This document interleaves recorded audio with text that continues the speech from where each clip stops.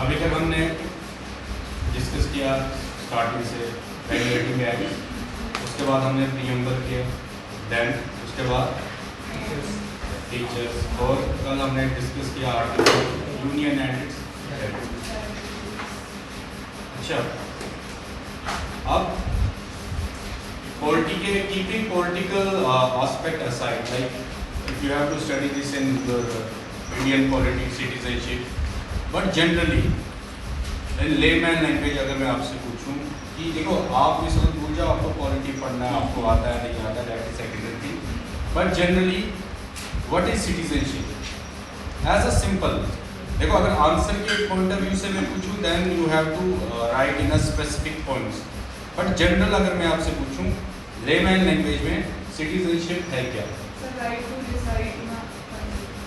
Right to reside. अच्छा, right to reside नहीं, अगर देखो आप कह रहे हो right to reside, right to reside, और government authorise to live in our country. हाँ, government authorise to live in our country मतलब गवर्नमेंट अथॉराइज मतलब कि गवर्नमेंट अगर इशू होती है जैसे नेचुरलाइज होता है, लॉ होता है, नेचुरलाइज होता है, government authorisation. Political rights, right to vote. हाँ, political rights, rules to live in rules to live in our country. Sir political rights जैसे राइट टू वोट। अच्छा, पॉलिटिकल राइट्स चलो उसके बाद में आते हैं, ठीक है। और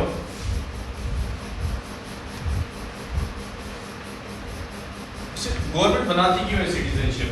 अगर गवर्नमेंट ने, अच्छा अगर सपोज करो ब्रिटिशर्स के टाइम पे जब ब्रिटिशर्स इंडिया में आए है ना, तो क्या during that time medieval period में अगर मैं आपसे पूछूं कि मेडिवल पीरियड में क्या सिटीजनशिप ऐसा कुछ कंसेप्ट था? Was there any concept of citizenship? Medieval time, ancient medieval, medieval में से राजा के अपने होते हाँ, थे, राज्य, राज होते, उनके आगे सोल्जर्स होते थे, वसाल्स होते थे, है ना, बहुत। बट ऐसा कुछ रिटर्न डाउन क्राइटेरिया, देखो आइडेंटिफिकेशन तो उनको रहती होगी, ये हमारी फौज का नहीं है, ये उस एरिया का है, ठीक है ना, वो तो एक अलग क्राइटेरिया हो गया। बट होता है एक स्ट्रिंजेंट रूल्स एंड रेगुलेशंस की क्या डिफाइन करेगा सिटीजनशिप क्या है और कौन हमारे नागरिक हैं नहीं है, ये क्या डिसाइड करेगा, ऐसा हमारे पास कुछ नहीं था। लेकिन अगर हाइपोथेटिकली हम सोचें उस टाइम पे अगर ऐसा कुछ क्राइटेरिया होता कि हम डिफाइन कर पाते, टेरिटरीज को डिफाइन कर पाते, ये हमारे सिटीजन्स है, यहाँ पे इतना बाउंड्री हमारी है, आप इसके पार नहीं आ सकते, ठीक है, तो शायद जो ब्रिटिश ईस्ट इंडिया कंपनी थी वो इंडिया में ना आती, है ना, ठीक है, वो नहीं आती ना। अगर मैं कहता हूँ एक पॉसिबल वे में एक वेल प्लान्ड सिटीजनशिप एक्ट हमारे पास आज से 500 साल पहले होता, तो शायद हमारे जो इन्वेजन थे, जो इंडिया में इन्वेजन हुए, वो भी नहीं होते, है ना। तो सिटीजनशिप का कंसेप्ट इवॉल्व कैसे हुआ? अब जब इंडिया को इंडिपेंडेंस मिली, हाँ, इंडिया अनडिवाइडेड इंडिया, है ना, डिवाइड हो गया 2 पार्ट्स में, एक पाकिस्तान और एक इंडिया। तो ये किस पे था? जब इंडिया और पाकिस्तान डिवीजन हुआ तो ये लोगों की इच्छा थी, है ना, ऐसा कुछ नहीं था उस टाइम पे गवर्नमेंट ने कोई क्राइटेरिया डिसाइड नहीं किया। देखो जब हमारी आज़ादी हुई गवर्नमेंट ने कहा जो इंडिया के साथ रहना चाहता है रहे, जो पाकिस्तान जाना चाहता है जाए। उस टाइम पे गवर्नमेंट ने ये नहीं कहा कि अगर मैं गवर्नमेंट ऑफ इंडिया एक्ट 1935 में जाऊँ उसके टाइम पे मैं देखूँ हमारे पास वोटर जो हैं, हमारे पास सेंसस जो है, उसके बेसिस पे उन्होंने कुछ ऐसा नहीं किया। उन्होंने फ्रीली अलाउ किया लोगों को जाना और आना, ठीक है, ये कंसेप्ट हो गया हमारे पास। अच्छा, अब मैं आपसे क्वेश्चन पूछता हूँ, अगर फॉर एग्जाम्पल एक इंडियन लेडी है, इंडियन या पाकिस्तानी बांग्लादेशी कोई भी एक लेडी है, सपोज करो शी इज़ प्रेग्नेंट, ठीक है, हाँ, और वो एक इंडिया में आई, हाँ, और इंडियन एयरलाइंस में उसने ट्रेवल किया यूएस की तरफ, तो in between in case by chance delivery होती है in mid air for example, तो उस केस में जो वो डिलीवर्ड बेबी है वो कहाँ का सिटीजन होगा? सर ये केस हुआ भी है। देखो हुआ है तो मुझे फिर बताओ। जिस कंट्री के लिए वो फ्लाइट जा रही थी ना, उस कंट्री की सिटीजनशिप उन्होंने ली। नहीं। सर ये इंडिया के केस में नहीं होगा। हाँ? इंडिया के केस में ऐसा नहीं होगा क्योंकि इंडिया का जो लॉ है वो ब्लड के रिलेटेड है क्योंकि नहीं, हाँ वो सैंक्लोइंग जस्ट सॉइल वो कॉम्बिनेशन भी है, बिल्कुल हमारा वैसा नहीं है। मैं आपसे जस्ट पूछ रहा हूँ क्या होगा। अब देखो डिबेट होगी ना इसके ऊपर, एक इश्यू राइज हो गया, उन्होंने कहा कि एयर ट्रैवल के टाइम इस बच्चे का जन्म हुआ है, हाँ, और ये बैठा था इंडिया की फ्लाइट में, जा रहा था यूएसए की तरफ, जा कहाँ रहा था? यूएसए की तरफ। अब इस इंडिया जो बच्चा है इसको हम कहाँ की सिटीजनशिप दें?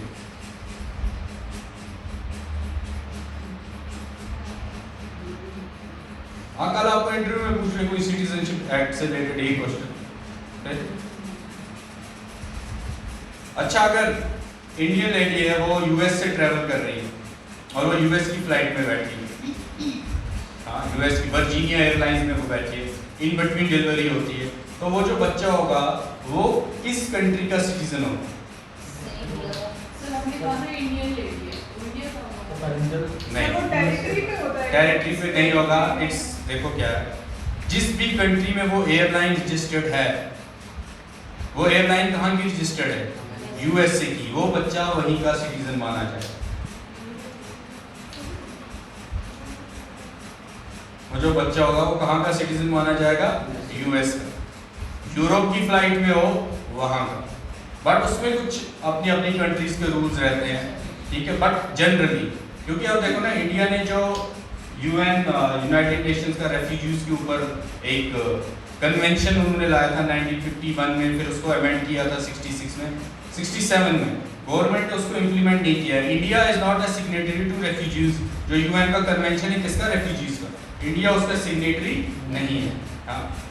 मेजर बहुत प्रॉब्लम्स रही होंगी उस टाइम पे, ठीक है, ये कंसेप्ट है।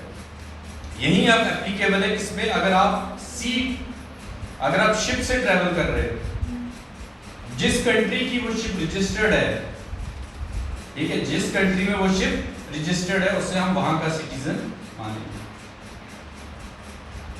देखो अब आपने लक्ष्मीकांत पढ़ ली, पूरी लक्ष्मीकांत आपने इतना रट लिया, आपको एक्ट, सेक्शन, डेट, मंथ सब याद हो गया, लेकिन ये आपको लक्ष्मीकांत में नहीं मिलेगा, ना ये आपको डीडी बासु में मिलेगा।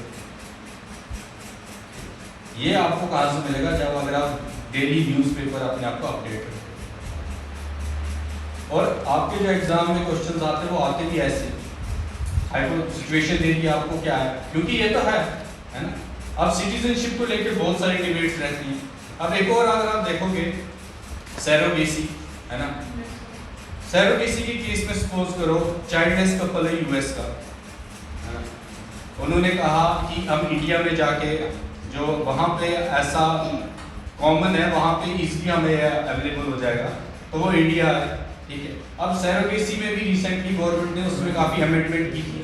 अमेंडमेंट क्या की थी कि इसको आप कॉमर्शियल ट्रेड नहीं बनाओगे, है ना, मतलब कि अगर शी इज विलिंग, हाँ अभी आपने कुछ महीने पहले नेटफ्लिक्स में मूवी आई थी कृति सनन की, वो मिनी कर रही थी, मिमी ऐसे कुछ, हाँ। देखो क्या होता है, मूवीज जो होती है ना हमारी, movies are reflection of our social issues. जो हमारी मूवीज हैं वो किसका रिफ्लेक्शन है? हमारे सोशल इश्यूज। कुछ मूवीज जो अच्छी हों, ठीक है, तो उसमें गवर्नमेंट ने अमेंडमेंट की, क्योंकि इंडिया में ये ट्रेड बन गया था, ठीक है, तो उस केस में भी डिबेट है कि कल को वो वहाँ का बच्चा यहाँ पे हुआ, कल को उन्होंने अगर नहीं, उन्होंने मना कर दिया, उन्होंने बोला नहीं हमें नहीं चाहिए, फिर वो बच्चे का सिटीजनशिप क्या हो? तो ऐसे बहुत सारे डिबेट्स हैं जिसको लेके गवर्नमेंट को एक क्लियर कट सिटीजनशिप पॉलिसी या सिटीजनशिप एक्ट लाना पड़ता है टू डिफाइन दी सिटीजन। अब मैं आपसे सिंपल और इजी लैंग्वेज में अगर मैं आपको बताऊं सिटीजनशिप है क्या, it's simply right to have rights. क्या है? Write down. Citizenship is right to have rights.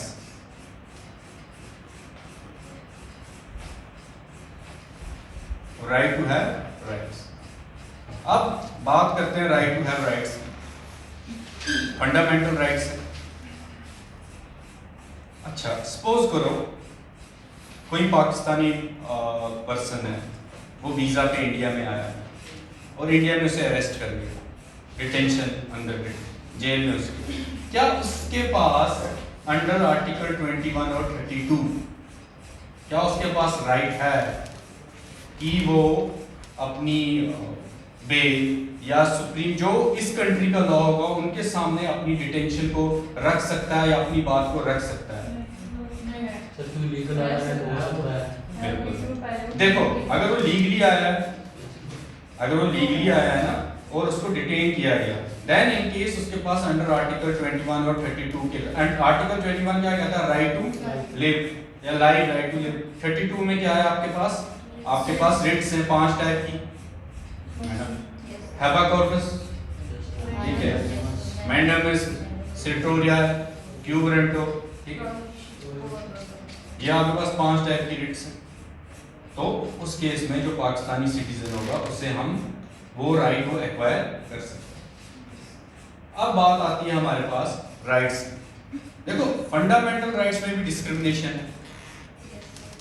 देखो, अगर जे.एंड.के में, आप देखो, अगर हम बात करते हैं जे.एंड.के में जो आर्टिकल 370-35A था, है ना, वो अलग बात थी, बाहर का बंदा यहाँ प्रॉपर्टी नहीं ले पा रहा था, और अगर यहाँ की लड़की बाहर शादी कर ले उसके जो प्रॉपर्टी के राइट्स थे वो वेव आउट हो जाते थे, वो तो एक इशू था। उसमें एक इम्पोर्टेंट क्या इशू था कि जो रेफ्यूजीज थे, हाँ, अब रेफ्यूजीज क्या होते हैं? वो आर रेफ्यूजीज। रेफ्यूजीज क्या होते हैं? माइग्रेंट्स और रेफ्यूजीज में डिफरेंस है। क्या डिफरेंस है?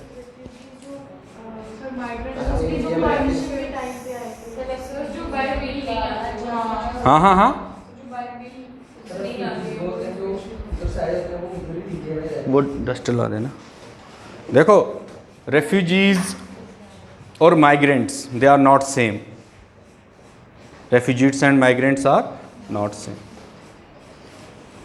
जो हमारा एक रिसेंटली सिटीजनशिप अमेंडमेंट एक्ट आया 2019 में, है ना, तो गवर्नमेंट ने उसने में क्या कहा कि जो भी परसिक्यूटेड माइनॉरिटीज़ हैं in countries like Bangladesh, Pakistan and Afghanistan, हम उन्हें नागरिकता देंगे। गवर्नमेंट ने ये कहा, ठीक है, लेकिन उसका मिस इंटरप्रिटेशन भी हुआ। देखो, क्या होता है कि जब कोई लॉ अगर हम ड्राफ्ट करते हैं, कोई एक्ट हम पास भी कराते हैं, उसके प्रोज भी होते हैं और कॉन्स भी होते हैं।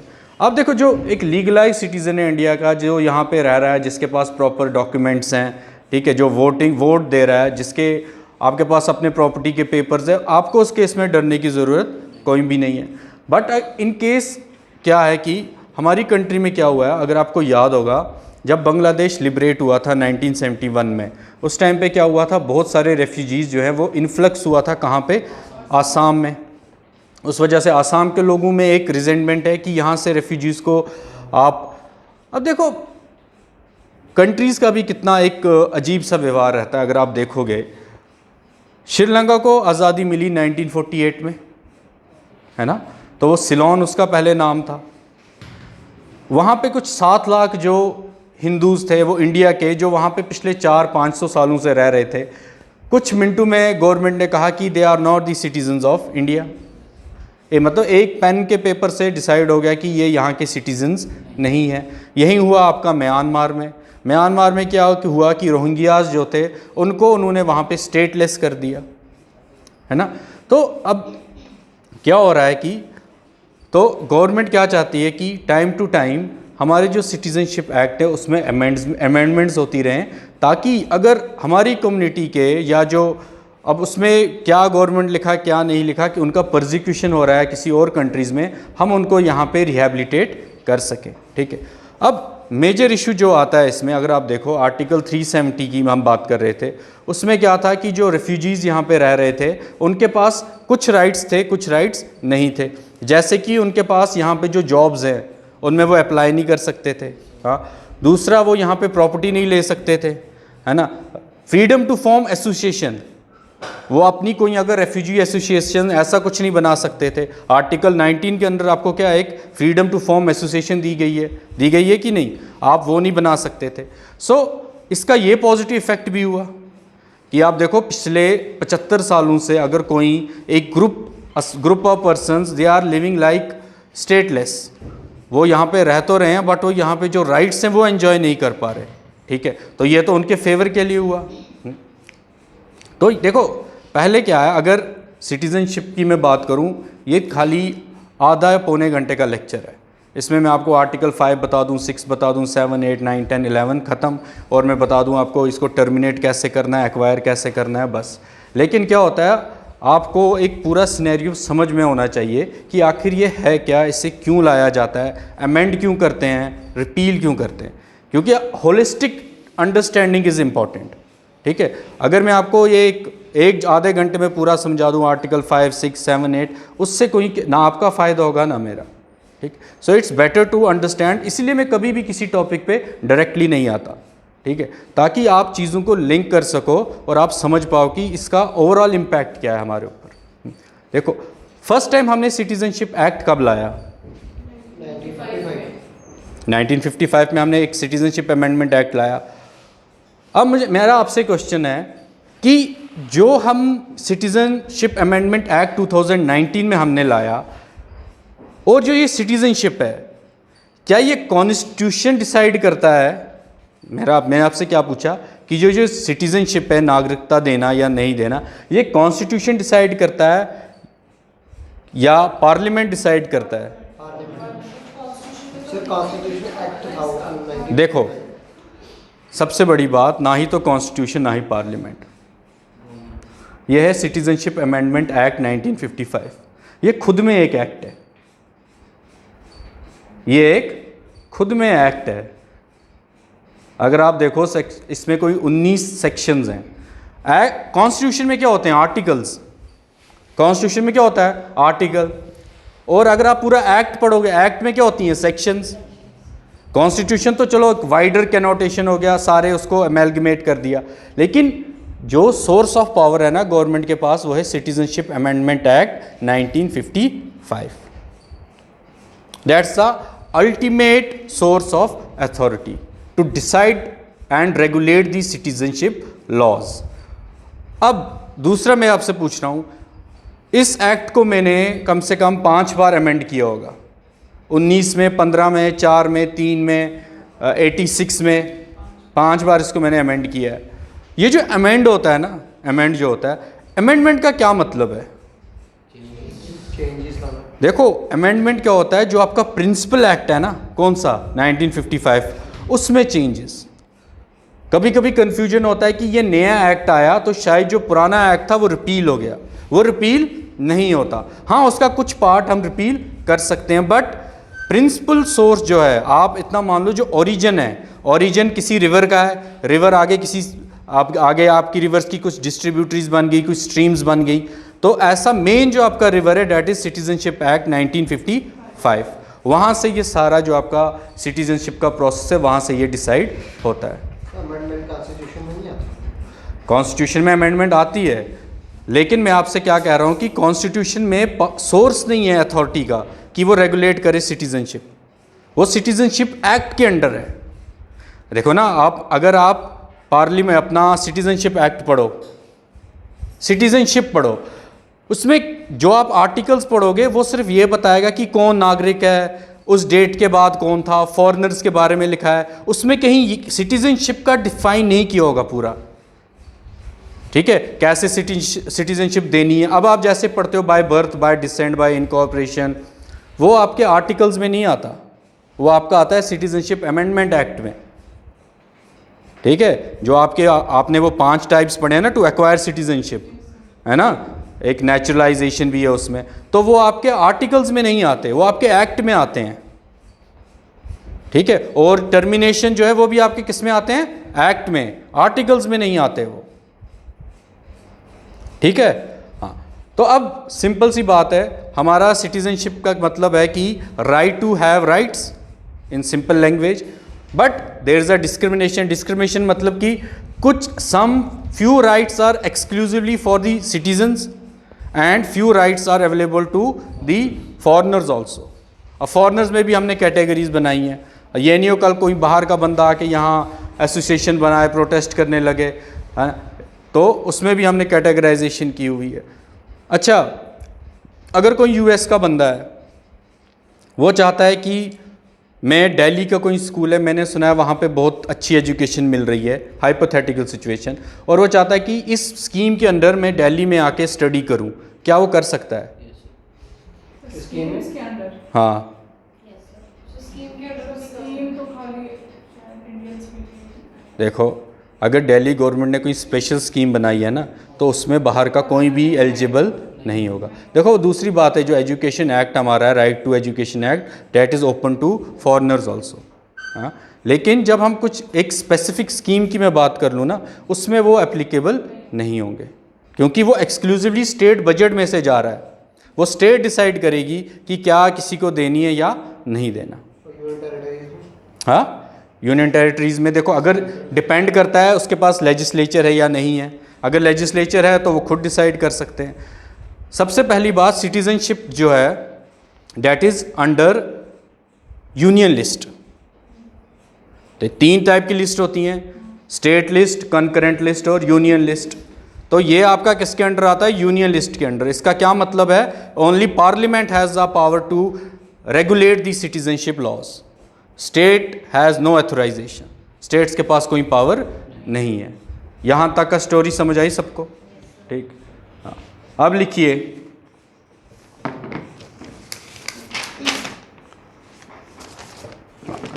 अब मैं आपसे अगर पूछूं,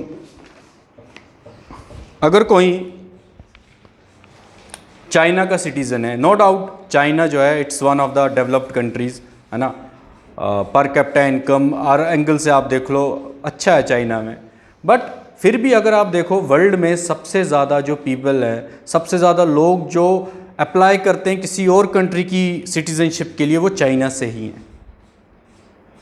instead of having the best available facilities, अगर आप देखोगे कनाडा, यूएस, यूरोप में, और अगर कोई सपोज करो कनाडा में 1 लाख एप्लीकेंट्स आए, किसके, वो उनका एक स्कीम होती है उनकी, एक्सप्रेस एंट्री के थ्रू वो अप्लाई कराते हैं डिफरेंट कंट्रीज़ के लोगों से। आप आके अप्लाई करो, अगर आप एलिजिबल हो तो आपको हम यहाँ पे सिटीज़नशिप कनाडा की दे देंगे।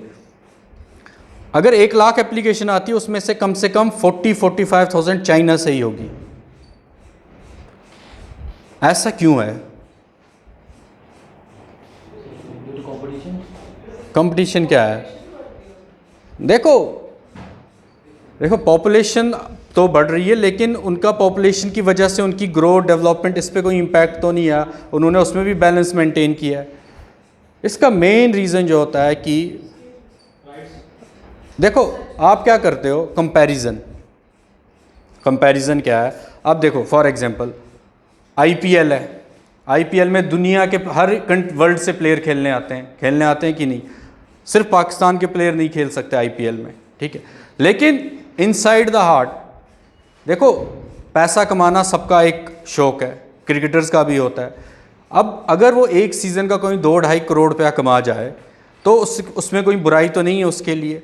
हाँ, वो ओपनली वो भी नहीं कह पाते होंगे कि हमारी भी इच्छा है हम जाके आईपीएल में खेलें, पैसे कमाएं। अगर वो ओपनली कहने लग जाएं, शायद उन्हें देश निकाला दे दे, है ना। तो क्या होता है, आप कंपेयर करते हो अपनी कंट्री को किसी और कंट्री के साथ, और उस कंट्री में आप देखते हो कि मेरी कंट्री से क्या ज़्यादा अच्छी फैसिलिटीज़ हैं, आप वहाँ मूव करने की कोशिश करते हो। ये एक रीज़न भी होता है। इनइक्वालिटी, आप राइट्स में इनइक्वालिटी, चाइना में तो कोई राइट्स ही नहीं है। चाइना में कोई राइट्स ही नहीं है किसी के पास। जो कम्युनिस्ट गवर्नमेंट है वो जो डिसाइड करेंगे आपको वहीं करना है, ठीक है। वही सब फ्रीडम के लिए मेन उनका क्या होता है कि जाके हम एक ऐसे देश में रहे जहाँ पे हम पे कोई इम्पोजिशन नहीं है, हम फ्रीली रह सके। कुछ लोग ऐसे भी होते हैं, ठीक है। So that's why China has the maximum number of people seeking citizenship of other countries. ये एक रीज़न भी रहता है। डायमेंशंस बहुत सारे होते हैं। किसी इंडिया में से भी बहुत लोग बाहर मूव करते हैं एजुकेशन के लिए स्पेशली। अगर आप देखो वो कंपेयर करते हैं, यहाँ पे मैं पढ़ के कितना पैकेज ले लूँगा, मैं किसी और कंट्री में चला जाऊँ, वहाँ पे मेरी इतनी सैलरी होगी, दे मूव आउट। अब आप IITians देखिए, IIM के जो देखिए, MBA IIM से करते हैं, IIT से करते हैं, इंडिया में रह के वो आराम से अच्छा लाइफस्टाइल जी सकते हैं, but still they prefer to move outside. क्यों? क्योंकि देखो वो उस लेवल पे हैं, एक IIT पे हैं, इंडिया का नंबर 1 इंस्टीट्यूट में वो पढ़ रहे हैं, लेकिन उन्हें वहाँ रह के उनका लेवल जो है वो हमसे आगे 5-10 साल सोच रहे होंगे। देखो जो बंदा IIT क्रैक करके IIT में गया है, नेचुरल सी बात है उसका IQ, उसका विजन हमसे 5-10 साल आगे ही होगा, तभी वो वहाँ पे है। ठीक है, तो हम क्या करने लगते हैं, कंपैरिजन। उन्हें वहाँ बेटर लगता है और वो मूव कर जाते हैं। ठीक। और सिटीजनशिप में क्या क्या हो सकता है?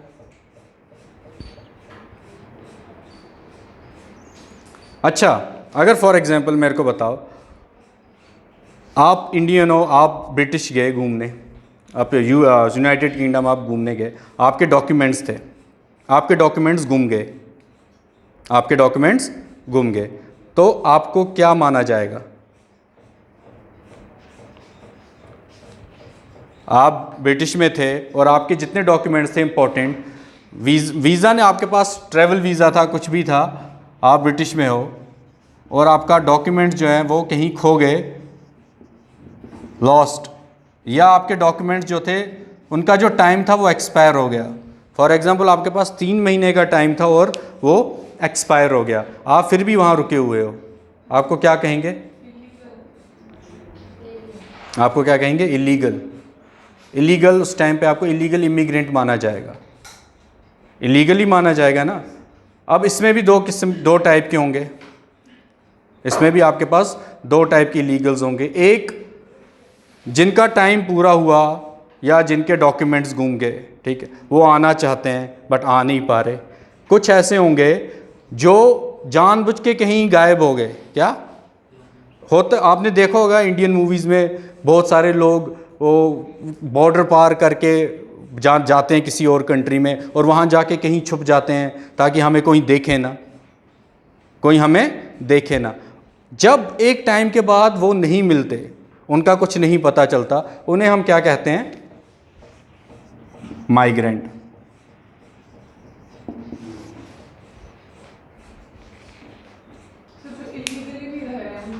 उन इलीगली रह रहे थे लेकिन नहीं पता चल पा रहा, अब उनको हम ट्रेस ही नहीं कर पा रहे।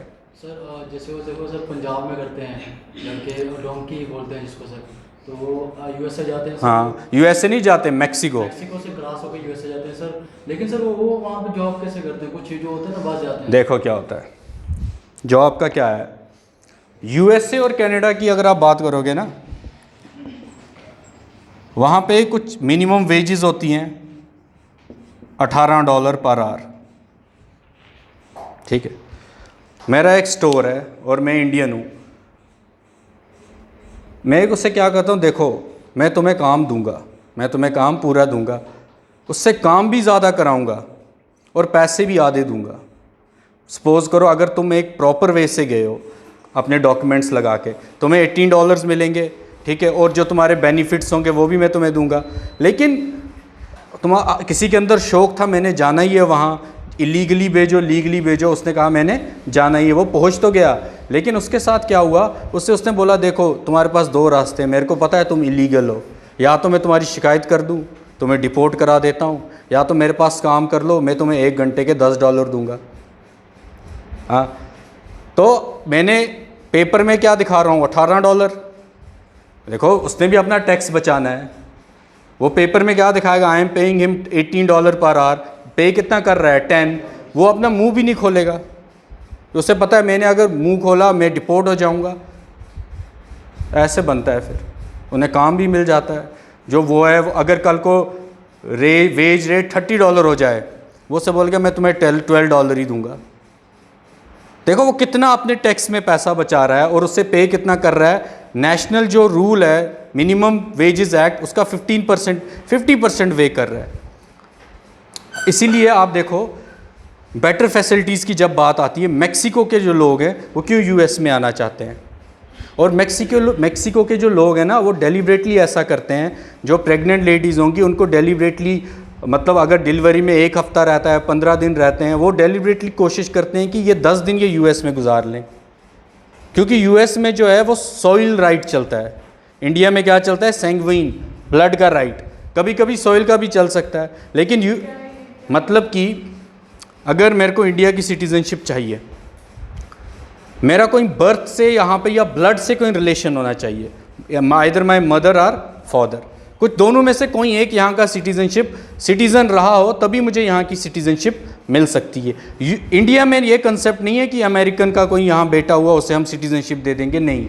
लेकिन यूएस में अगर कोई ऐसा होता है तो देखो उस टाइम पे ना ही उसके पेरेंट्स अमेरिकन हैं, ना उसकी मदर, ना उसके फादर, दोनों कहाँ के नहीं हैं? यूएस सिटीजन्स नहीं हैं, लेकिन बेटा कहाँ हुआ? यूएस में। तो उन्होंने उस बेसिस पे उसको सिटीजनशिप दे दी। तो क्या हो गया? On the basis of soil right, just soil और जस्ट सैंग्वाइन। एक मिनट, ये 2 टर्म्स याद रखना।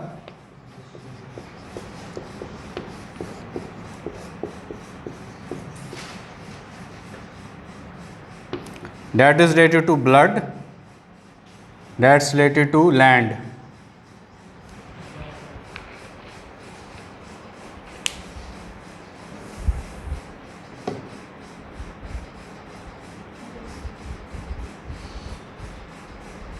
ठीक है, तो जो अब मैंने आपको कहा कोई मेक्सिको का, उसकी बर्थ कहाँ हुआ? यूएसए में, तो उसको उस केस में हम किस में लाएंगे? जस्ट सॉइल में।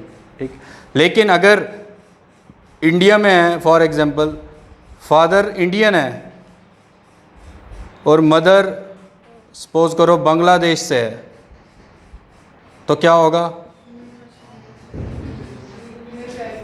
हाँ, मिल सकती है। तो ये कौन सा रिलेशन आ गया? सैंग्वाइन। तो अगर एग्ज़ाम में आपसे पूछूं कि on the basis of soil, on the basis of blood, तो आपको ये 2 टर्म्स हमेशा याद रखनी है।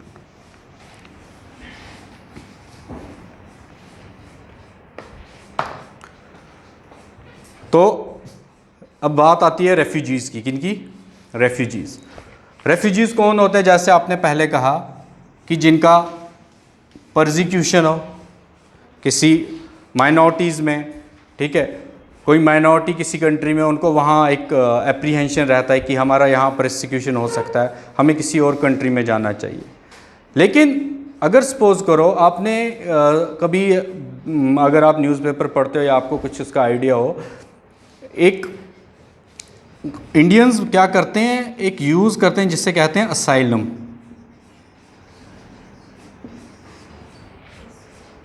असाइलम सीकर क्या होता है? ये किसी और कंट्री में चले जाते हैं, बोलते हैं हमें हमारी कंट्री में ख़तरा है, ठीक है, हमें वहाँ मार डालेंगे, हम माइनॉरिटी में हैं। तो ये क्या करते हैं, वो कंट्री उस टाइम पे केस को देख के बोलती है अच्छा ठीक है, इसे असाइलम हम ग्रांट कर देते हैं। जब असाइलम ग्रांट करते हैं, इनिशियली उसको क्या हम कहते हैं, ही इज़ असाइलम सीकर, क्या है वो, और लेकिन with the passage of time उससे हम रेफ्यूजी का स्टेटस दे सकते हैं। अब लेकिन रेफ्यूजीज़ का स्टेटस भी दे दिया, लेकिन उसमें भी जो आपके राइट्स होते हैं वो भी लिमिटेड होते हैं, ठीक है। अच्छा, आपने सुना होगा ग्रीन कार्ड, ग्रीन कार्ड के बारे में सुना होगा। ग्रीन कार्ड क्या होता है? देखो, सबसे बड़ी बात ये बिल्कुल गलत है। ग्रीन कार्ड का मतलब है, अगर मैं यूएस से जाना चाहता हूँ, मैं पहले एम्बेसी जाऊँगा, वीज़ा लगवाऊँगा, वीज़ा लगा 2 साल का, 2 साल वहाँ रहा और 2 साल रहा, और मेरे को यूएस ने कहा अच्छा ठीक है, अच्छा बंदा है, ऐसे ग्रीन कार्ड दे दो। तो ग्रीन कार्ड का मतलब ये नहीं है मुझे वहाँ की सिटीज़नशिप मिली। ग्रीन कार्ड का मतलब ये है अब मैं आ जा सकता हूँ आराम से। मतलब मेरे को उन्होंने कहा आपका जो ग्रीन कार्ड है, सपोज़ करो आपके पास ग्रीन कार्ड है, ठीक है, अब मैं यूएसए में हूँ, मेरा जब मन करेगा मैं इंडिया आऊँगा, मेरा जब मन करेगा मैं यूएस से वापस जाऊँगा, लेकिन मेरे पास राइट टू वोट नहीं होगा। राइट टू वोट तभी होगा जब मेरे पास यूएस का पासपोर्ट होगा। क्या होगा? पासपोर्ट। ये डिफरेंस है। सो नहीं, green card is not equivalent to आना जाना, वो तो ऐसे भी किसी पर्पस के लिए जाते हैं। मगर एक बात है ना, आ जा तुम जितनी मर्जी जा, सपोज करो तुम्हारा 2 साल का वीज़ा लगा है, ठीक है, 2 साल के बाद वीज़ा एक्सपायर हुआ, तुम्हें फिर एम्बेसी जाना है वीज़ा रिन्यू कराने, उन्होंने बोला इसको 6 महीने का वीज़ा दो सिर्फ। 6 महीने बाद तुम फिर गए, उन्होंने बोला इस बार इसको वीज़ा ही नहीं दो। ठीक है, अब उन्होंने कहा अच्छा इसको ऐसा करो, इसको 3 महीने का वीज़ा दो। 3 महीने के बाद बोला इसे 1 महीने का दो। लेकिन जब तुम्हारे पास ग्रीन कार्ड आ गया, सपोज करो अगले 10 साल तक तुम आ जा सकते हो। आपने सुना होगा दुबई में गोल्डन कार्ड देते हैं, है ना। दुबई में रिसेंटली संजय दत्त को मिला। संजय दत्त की जो फैमिली है वो उसने मूव कर दी है दुबई में, खुद वो आता जाता रहता है। मतलब अब देखो वैसे भी गोल्डन कार्ड का मतलब ये है कि वो 10 साल तक वहाँ रह सकता है। और ग्रीन कार्ड का देखो गोल्डन कार्ड है दुबई का, देखो काम दोनों का एक ही है। में टाइम पीरियड होता है। हाँ क्यों नहीं होता है, 5 होता है, 10 होता है, 10 से ज़्यादा नहीं होता मैक्सिमम। ठीक है, देखो दुबई जो मिडिल ईस्ट कंट्रीज़ हैं वो सिटीज़नशिप नहीं देती। ठीक है, वहाँ पे डेफिनेटली कौन सा रूल फॉलो होता है, ब्लड का, जस्ट सैंगुइन। वहाँ पे बाहर के किसी भी सिटीज़न को, चाहे वो इनफैक्ट पाकिस्तान से हो, बांग्लादेश से हो, इंडिया से हो, ठीक है, सेम रिलीजन का भी हो, but no they have strictly emphasised कि हम किसी को भी सिटीज़नशिप ग्रांट नहीं करेंगे। ठीक है, लेकिन फिर भी आप देखो वहाँ पे कितने इंडियंस काम कर रहे हैं, है ना। क्या होता है जब आप दुबई काम करने जाओगे, आपके पास क्या होगा, 4 साल का वीज़ा रहेगा, 2 साल का रहेगा, उसके बाद आपको रिन्यू हो या ना हो वो बात की बात है। ठीक है, आप दुबई ऐसे भी जा सकते हो एज आ टूरिस्ट, और अगर आपको वहाँ पे किसी से कुछ सेटिंग है, कोई दोस्त है, वो आपको वहाँ काम दिला दे दुबई। अब देखो क्या होता है, सबसे पावरफुल पासपोर्ट यूएस और जापान। देखो अब हैनले पासपोर्ट इंडेक्स आता है, वो क्या डिसाइड करता है कि अगर मेरे पास इस कंट्री का पासपोर्ट है, मैं किसी भी कंट्री पे वीज़ा ऑन अराइवल ले सकता हूँ। मतलब क्या है, अगर मेरे पास यूएस का पासपोर्ट है, मेरा मन किया चलो किसी कंट्री घूमने चलते हैं, स्विट्ज़रलैंड चलते हैं, तो इंडिया में अगर मैं बैठा हूँ सपोज, एक तो टूरिस्ट पे हो गया, टूरिस्ट के लिए भी वीज़ा हो सकता है मेरे को कुछ उनके रेगुलेशंस हो। अब डिपेंड करता है इंडिया का कितनी कंट्रीज़ के साथ वीज़ा ऑन अराइवल है।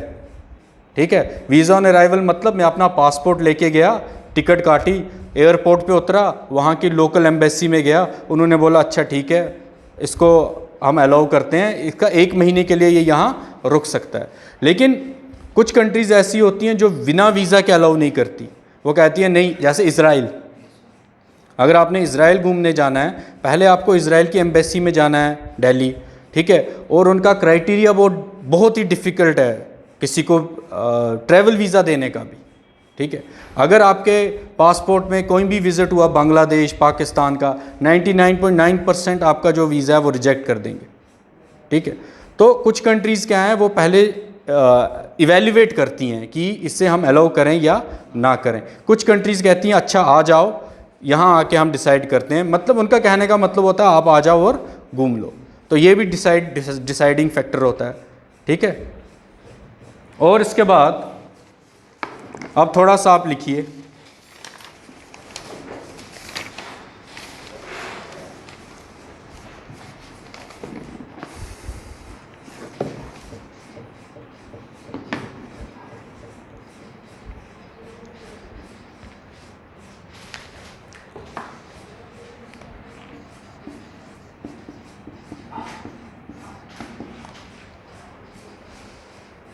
हमारे कॉन्स्टिट्यूशन के ये आर्टिकल्स हैं जो they deal with our citizenship. ठीक, अब जो 5, 6, 7, 8 ये जो आर्टिकल्स हैं आपके, आर्टिकल 5, 6, 7, 8 दे, आर्टिकल 5 और 5, 6, 7, 8 जो हैं,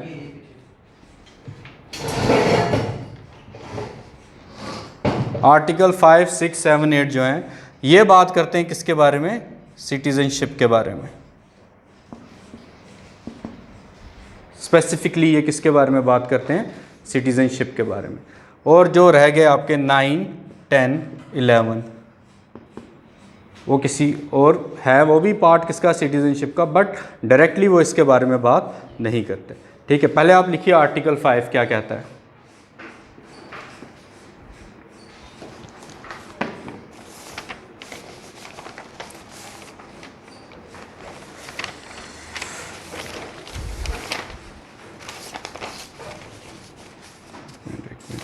आर्टिकल 5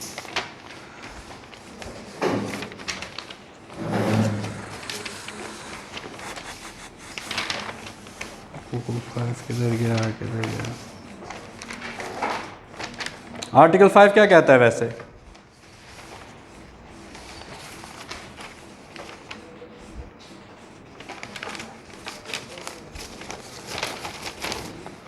आर्टिकल 5 क्या कहता है?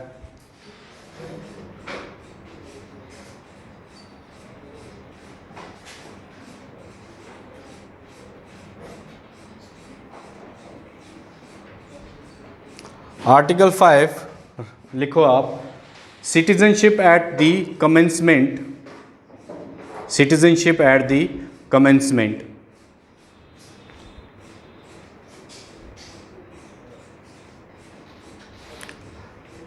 तो इस केस में जब से हमारा कॉन्स्टिट्यूशनल कमेंसमेंट हुआ, ठीक है, ये उसके बारे में बात कर रहा है, जब हमारा कॉन्स्टिट्यूशन क्या हुआ, कमेंस हुआ। इसमें आइदर पेरेंट्स क्या हुआ, आइदर पेरेंट्स,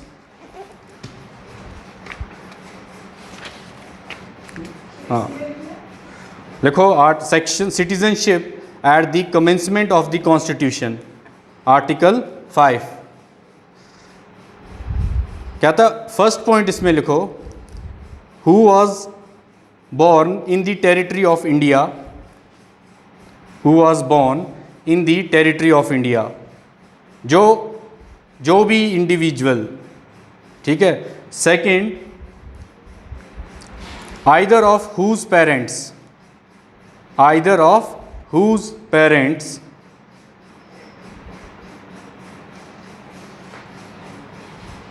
थर्ड पॉइंट लिखिए, has been ordinarily resident in the territory of India, in the territory of India for not less than 5 years,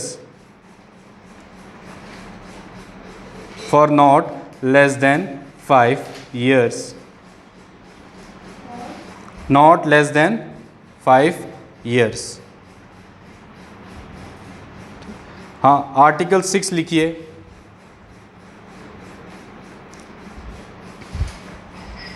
अब देखो आर्टिकल 5 सिंपली कहता है citizenship at the commencement of constitution, बिल्कुल simple है ये।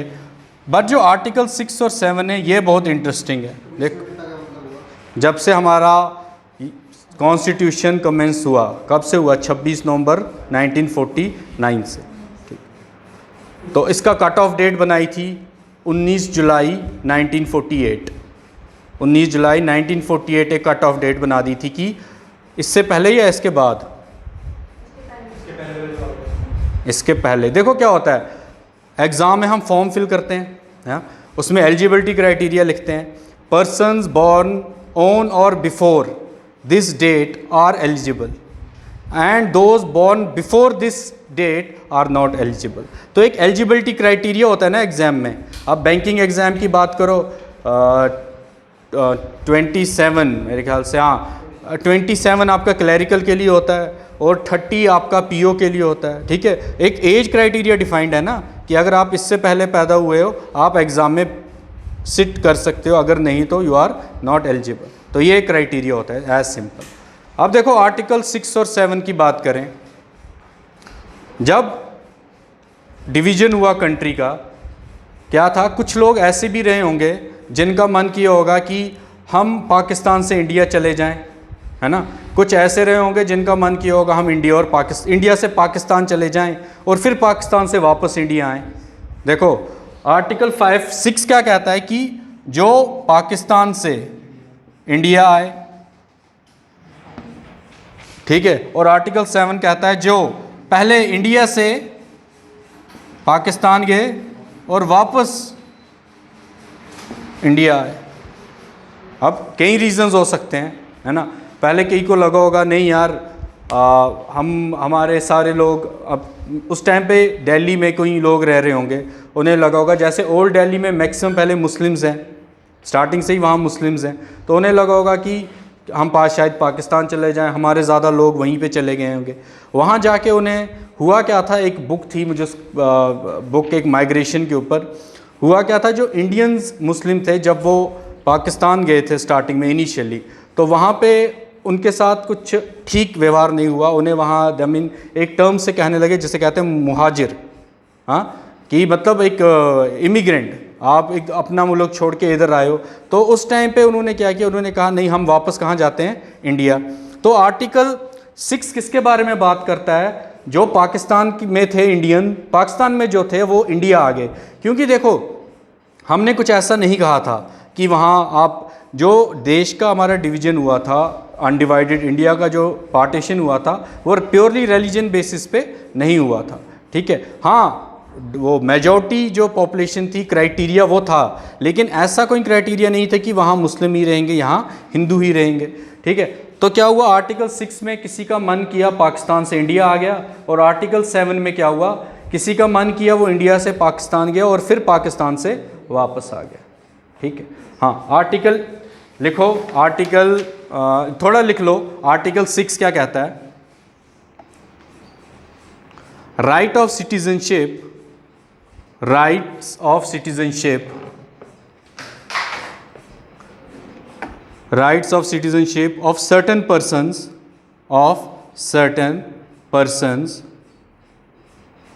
who have migrated to India from Pakistan.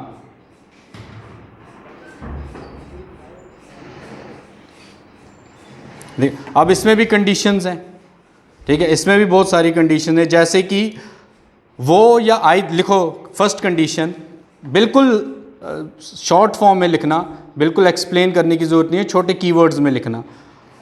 ही मतलब कि वो सिटीज़न, और आइदर ऑफ हिज पेरेंट्स, ही और either of his parents was born in India as defined by GOI Act 1935.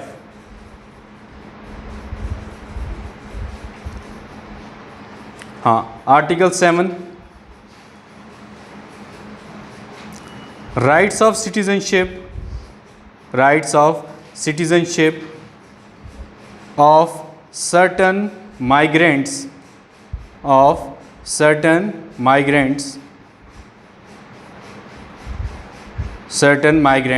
to Pakistan, और जो वापस फिर इंडिया आए। आर्टिकल 7 लिख लिया। आर्टिकल 8 लिखिए। देखो अब आर्टिकल 8 की बात करें। आर्टिकल 8, अब अच्छा मुझे एक बात बताओ, जितने भी आज इंडियन ओरिजिन के लोग यूके में या कनाडा में या यूएस में जाके वो वहाँ पे सेटल्ड हुए हैं, क्या ये आज इंडिपेंडेंस के बाद हुए या इंडिपेंडेंस से पहले ही स्टार्ट हो गया था? आपको याद है एक इंसिडेंट हुआ था जिसके लिए कनाडा ने रिसेंटली माफ़ी मांगी थी।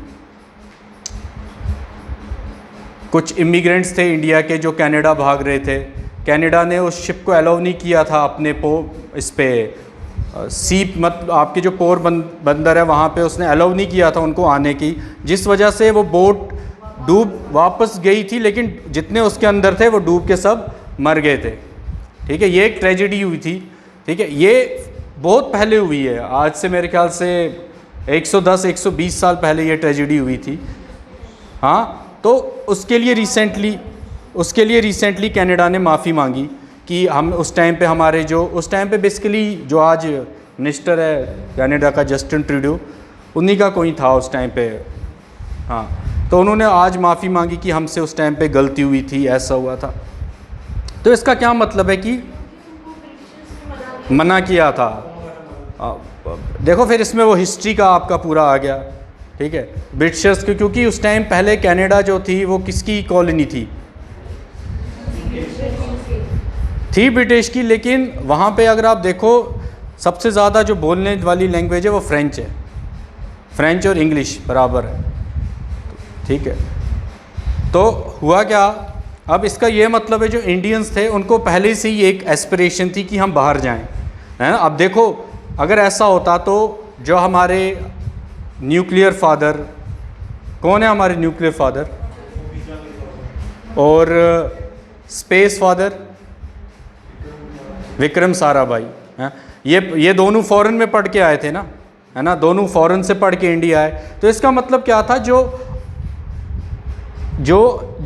इंडिया जो इंडिपेंडेंट इंडिया नहीं था, मीन्स कि ब्रिटिश इंडिया जो था, क्या था, ब्रिटिश इंडिया, उस टाइम पे भी जो इंडियंस थे वो फॉरेन जाते थे, और उस टाइम पे हो सकता है कुछ इंडियंस जाके वहाँ सेटल हो गए हों, मतलब वहीं के सिटीज़न हो गए हों।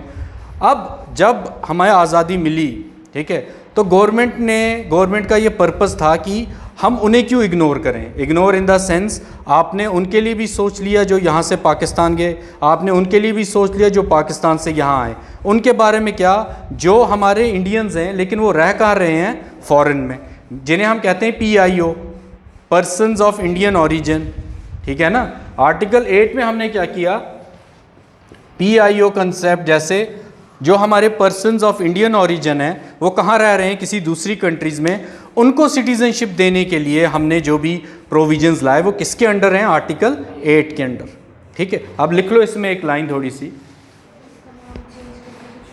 नहीं, overseas citizenship card holder OCC, वो मर्ज किया था 2015 में, वो मर्ज किया था क्योंकि दोनों में कन्फ्यूजन बहुत हो रहा था, ठीक है। तो देखो ये जो मर्ज हुआ ये 2015 में हुआ, अमेंडमेंट किस में हुई, 1955 में। जो 2015 में ये मर्जर हुआ ना दोनों का, ये क्या था, सिटीजनशिप अमेंडमेंट एक्ट 2015, लेकिन प्रिंसिपल एक्ट क्या है, 1955।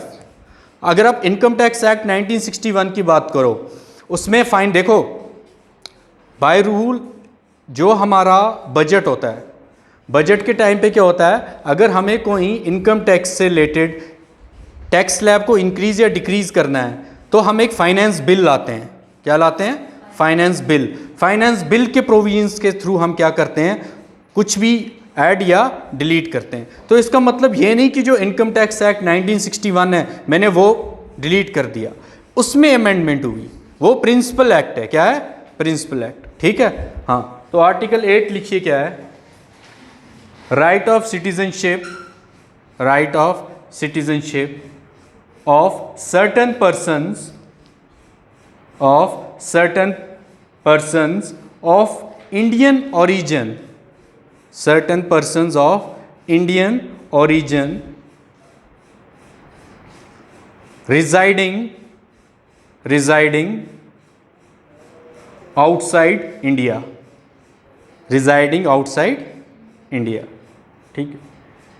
अब इसमें भी कुछ, अब ये देखो आज के टाइम पे भी ये होता है कि ये नहीं कि वो बाय बर्थ हो जाएंगे, मतलब देखो कोई कपल है वो कहीं काम कर रहे हैं, वो इंडियन सिटीजनशिप, उनका बेटा US में हुआ, तो उस टाइम पे तो वो US का सिटीज़न ही है, माना जाएगा।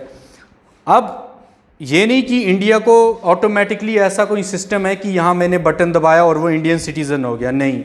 उसके लिए क्या होता है, जो आपको वहाँ पे इंडियन एम्बेसी होगी, क्या होगी, इसका प्रोविज़न है, जो आपकी इंडियन एम्बेसी होगी वहाँ पे जाके आपने कंसुलेट के पास रजिस्ट्रेशन करनी है, क्या करनी है, रजिस्ट्रेशन। हाँ, अगर फॉर एग्जांपल 1 साल में वो कपल बहुत बिजी था या कुछ हेल्थ इश्यूज़ थे, वो रजिस्ट्रेशन नहीं कर पाए, जो उनका बच्चा हुआ उसकी वो रजिस्ट्रेशन कहाँ नहीं कर पाए, इंडियन एम्बेसी में, तो उस केस में क्या होगा,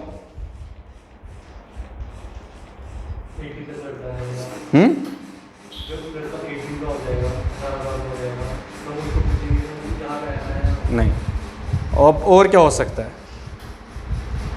अगर देखो अल्टीमेट अथॉरिटी उस टाइम किसके पास है, जो लोकल एम्बेसी है। आपने एम्बेसी के पास नहीं किया, लेकिन पेरेंट्स चाहते हैं कि हमारा बेटी की जो सिटीजनशिप है वो इंडिया की रहे, तो उस केस में वो क्या करेंगे फिर,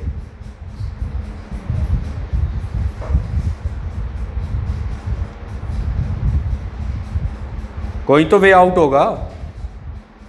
देखो फंसता वही है या प्रॉब्लम उसको आती है जिसको वे आउट नहीं पता होते, है ना। जब आपको वे आउट सारे पता होते हैं ना, वो बंदा फंसता नहीं है। कोई वे आउट तो रखा होगा गवर्नमेंट ने, क्या कोई ऐसा प्रोविजन रखा होगा कुछ, आपको क्या लगता है? तो in that case it's up to central government. क्या? It's up to the central government, that central government will take the final call कि इसका केस का क्या करना है, सिटीजनशिप देनी है या नहीं देनी। So in that scenario central government has the ultimate power to decide, as simple. अब एग्जाम में मैं आपसे पूछ लूँ कि child X was born in USA, his both parents were from India, है ना, दे फॉरगेट, केस स्टडी में आपसे पूछ लूँ, they forget to register within the 1 year of birth at the Indian embassy, what will be the possible fall out, and if the parents want to continue Indian citizenship, what is the remedy, क्या वो कर सकते हैं? तो they have to approach central government, ये इसका solution है। देखो आर्टिकल 5, 6, 7, 8 ये सिंपली बात करते हैं किसके बारे में? सिटीजनशिप के बारे में, ठीक है। अब आर्टिकल 9 की बात करते हैं, किसकी? आर्टिकल 9 की।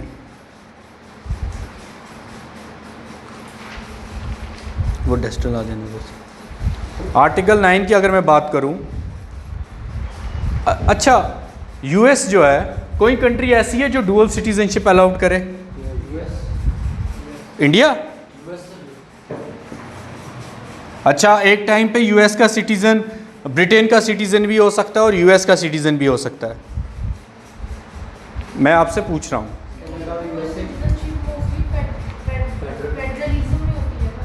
इंडिया में फेडरलिज्म है?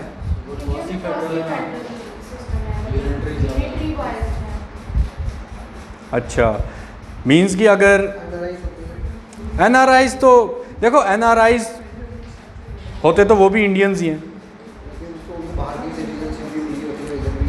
NRIs को बाहर की सिटीजनशिप मिली होती है?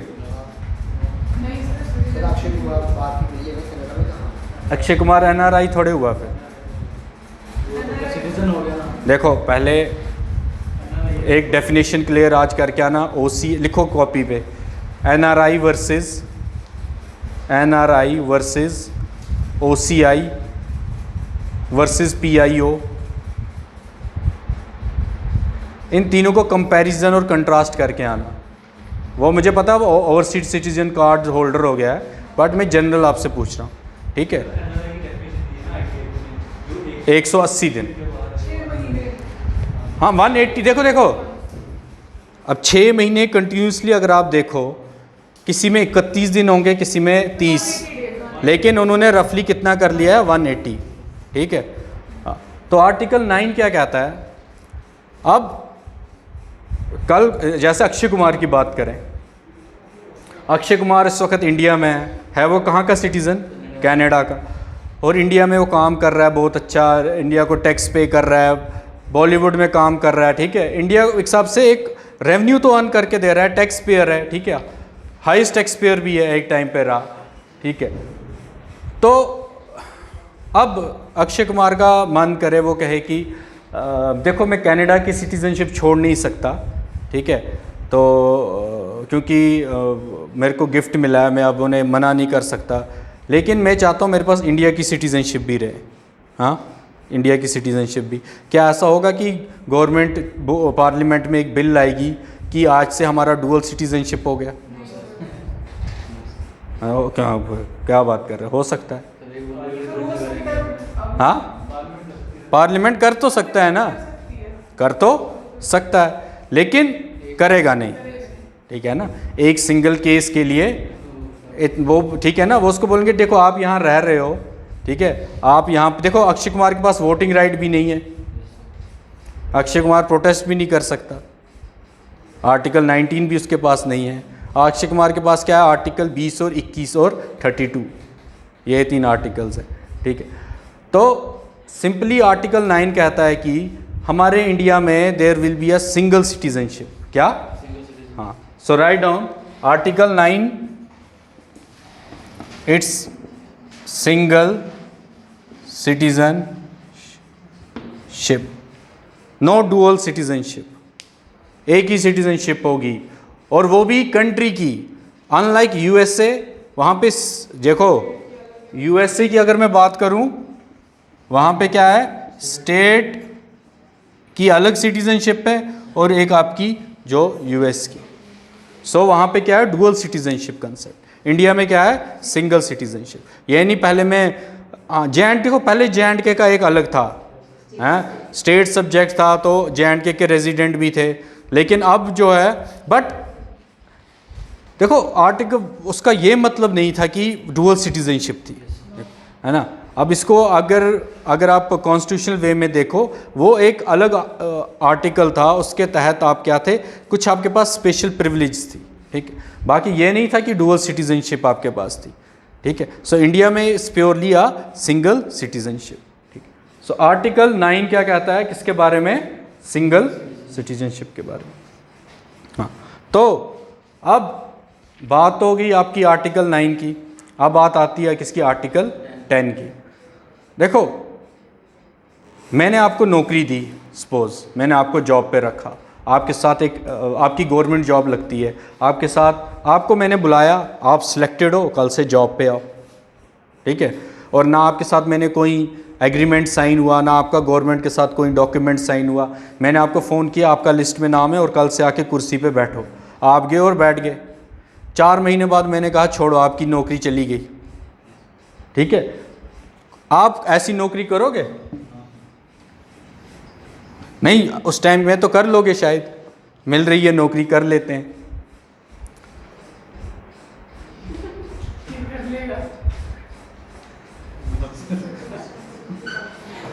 नहीं देखो, शायद कुछ लोग कर भी लें, बोले 1 लाख रुपया सैलरी है, बंदा बोलेगा अच्छा चलो 4 महीने 4 लाख ही कमा लिया, सिक्योरिटी तो नहीं है, 4 महीने बाद मेरे को बोलेंगे आप चले जाओ, मगर मैंने 4 लाख तो कमा लिया होगा, है ना।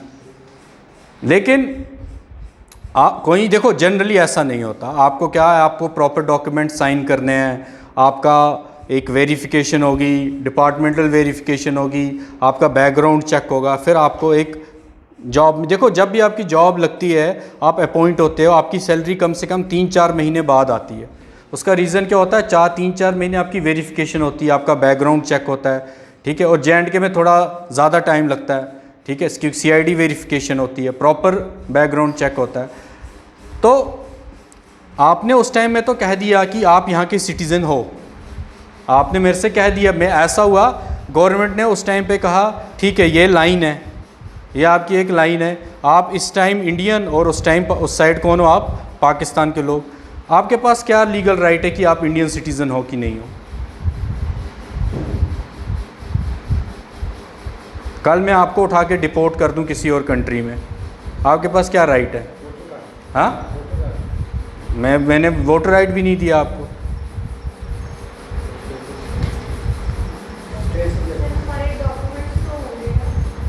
तो क्या डिसाइड करेगा?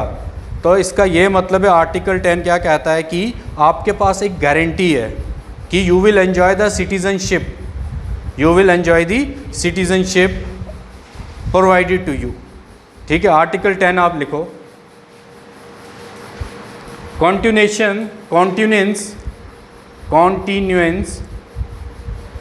of the rights of citizenship।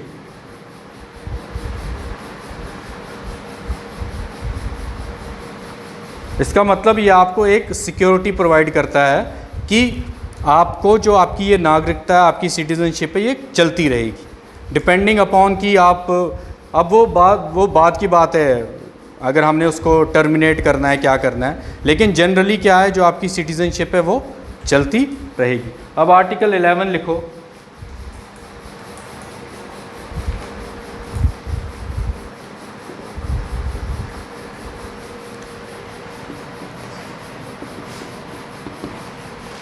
Article 11 simply कहता है कि parliament to regulate the right of,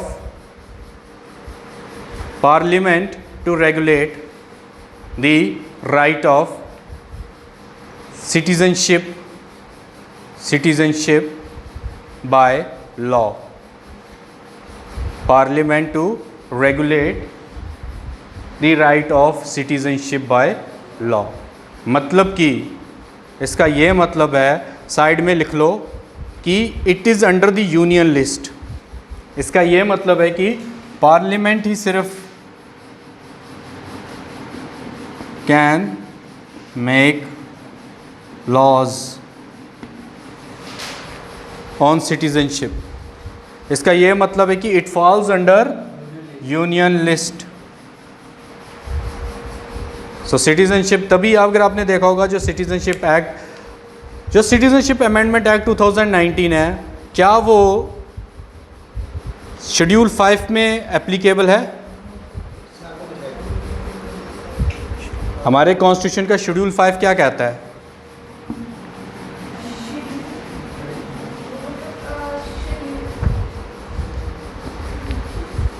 schedule 5 क्या कहता है कॉन्स्टिट्यूशन का? Schedule of tribal areas. तो ये देखो, जो नया जो आपका एक्ट आया है ना CAA 2019, ये वहाँ एप्लीकेबल नहीं होगा। 5 में आसाम किस में आता है? आसाम, मेघालय, आसाम, मेघालय, मणिपुर, ये जिसमें एरियाज़ में ये एरियाज़ आते हैं ना शेड्यूल 6 में, तो वहाँ पे जो आपका सिटीजनशिप अमेंडमेंट एक्ट है 2019 वहाँ एप्लीकेबल नहीं होगा। क्यों नहीं होगा? नहीं, NR, और क्या रीज़न है? वो ट्राइबल एरियाज़ है, दे आर ऑल। अच्छा, जो शेड्यूल 6 और 5 में जो आपकी रीजन्स आते हैं ना, वहाँ के जो, अगर सपोज करो पार्लियामेंट ने कोई लॉ बनाया शेड्यूल 6 के लिए, आसाम के लिए, क्या वहाँ पे जो गवर्नर है उस स्टेट का, उसके पास पावर है कि वो उन जो पार्लियामेंट लॉज बना रहा है उसको चेंज या मॉडिफाई कर सके?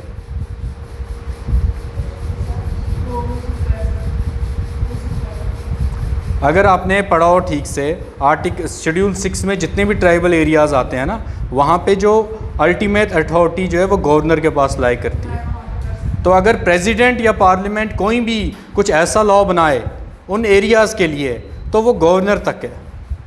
तो यहाँ पे गवर्नर्स के पावर थोड़े अलग हो जाते हैं, क्योंकि देखो गवर्नर जो है वो ग्राउंड रियलिटी से उसको पता है ग्राउंड रियलिटी का। तो अगर उन्होंने कुछ ऐसा लॉ बनाया तो गवर्नर उसको चेंज या मॉडिफाई कर सकता है। अच्छा, अगर स्टेट लेजिस्लेचर की बात करें, हमारे स्टेट लेजिस्लेचर की, कोई एक बिल लेके आया है स्टेट असेंबली, तो गवर्नर उसको होल्ड पे रख के, गवर्नर उसे होल्ड पे रख के प्रेसिडेंट की कंसिडरेशन के लिए उसको रेफ़र करे। हो सकता है ऐसा? किस केस में होगा वो? आप गवर्नर हो, आज स्टेट असेंबली ने एक बिल पास कर दिया और आपको लगा ये बिल मेरे को ठीक नहीं लग रहा, आपने उसको होल्ड पे रखा, आपने कहा ये बिल मैं पहले प्रेसिडेंट से डिस्कस करूंगा, है ना। देखो, अब गवर्नर हर केस में ऐसा नहीं कर सकता, मनी बिल के केस में ऐसा नहीं कर सकता। वो मैं आपसे पूछ रहा हूँ, वो कौन सा ऐसा केस है जिसमें गवर्नर उस बिल को होल्ड पे रख के प्रेसिडेंट से उस डिस्कशन कर सकता है? वो कौन सा केस है? एक सेंट्रल स्टेट रिलेशन और हाई कोर्ट। अगर आपकी जो हाई कोर्ट्स होंगे ना, उससे रिलेटेड कुछ स्टेट एक चेंज लाना चाहे, उस केस में गवर्नर उसको होल्ड पे रख सकता है। ठीक है, सो गवर्नर के पास यहाँ पे पावर है, लेकिन प्रेसिडेंट के पास नहीं। तो आपको ये समझ, देखो आर्टिकल 5 सिंपली क्या बात करता है? Citizenship at the commencement of the constitution. Article 6 कहता है कि जो भी पाकिस्तान से इंडिया आया। आर्टिकल 7 कहता है जो इंडिया से पाकिस्तान गया और वापस आया। आर्टिकल 8 क्या कहता है? कि जो कुछ ऐसे लोग थे जो फॉरेन चले गए थे, फॉरेन किसी कंट्री में थे, और वो वापस अगर आना चाहें तो उनको हम अलाउ करेंगे, लेकिन उन्हें क्या है कि वहाँ पे जो एम्बेसी होगी वहाँ पे रजिस्टर करना है। तो आर्टिकल 9 क्या कहता है? सिंगल सिटीजनशिप होगी। आर्टिकल 10 क्या कहता है? कॉन्टिन्यूएंस, जो आपको सिटीजनशिप राइट्स मिले हैं उनका कंटिन्यूएशन होगा। और आर्टिकल 11 क्या कहता है? Parliament by law can regulate the terms and condition of citizenship. ठीक है, और अमेंडमेंट देखो, सिटीजनशिप अमेंडमेंट एक्ट जो है, एक आपका अमेंड हुआ है 1986, 2002, 3 में 5 में 2002, 2005, 2015, 2019। तो आपका क्वेश्चन क्या बनता है? देखो इसका ये क्वेश्चन आपसे पूछ लेगा कि citizenship amendment has been done twice in the India, यार citizenship act has been amended twice, लेकिन आपको कीवर्ड क्या याद रखना है? 5 बार हुआ है। टोटल कितनी बार हुआ है? 5 बार।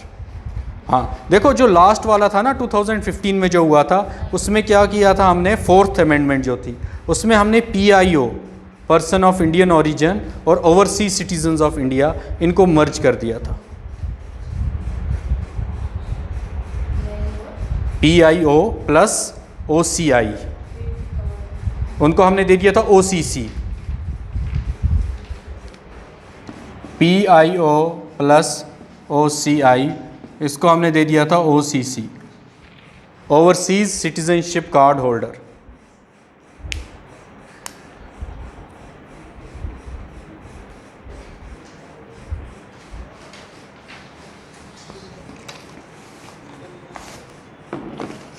अब आप सिटीजनशिप,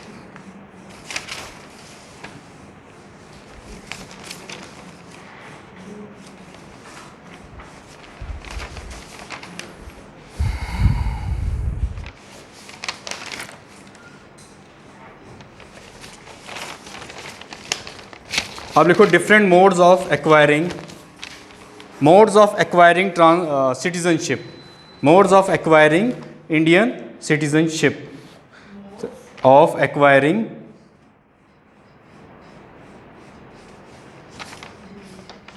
इंडियन सिटीजनशिप। हाँ ये इम्पोर्टेंट है।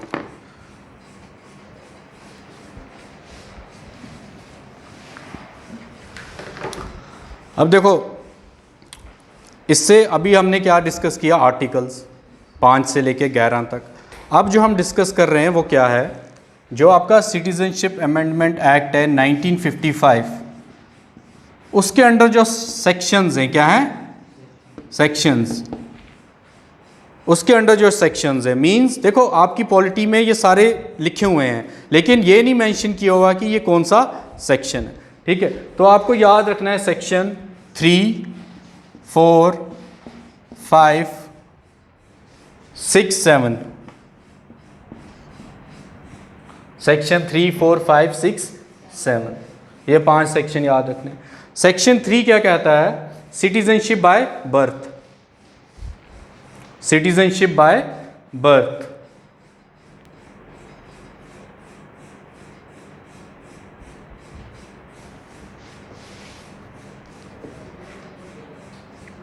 इसका क्या मतलब हुआ? जो पैदा ही हुआ, सिटीजनशिप बाय बर्थ। जो सिंपल सी बात है, सिटीजनशिप बाय बर्थ का मतलब हुआ जो पैदा ही यहाँ हुआ है, as simple.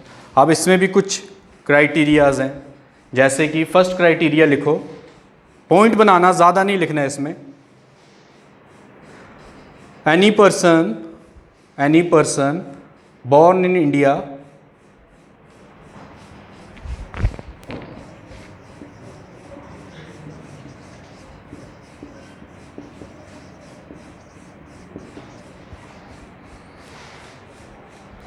any person born in India on or after 26 Jan 1950 but before 1st July 1987।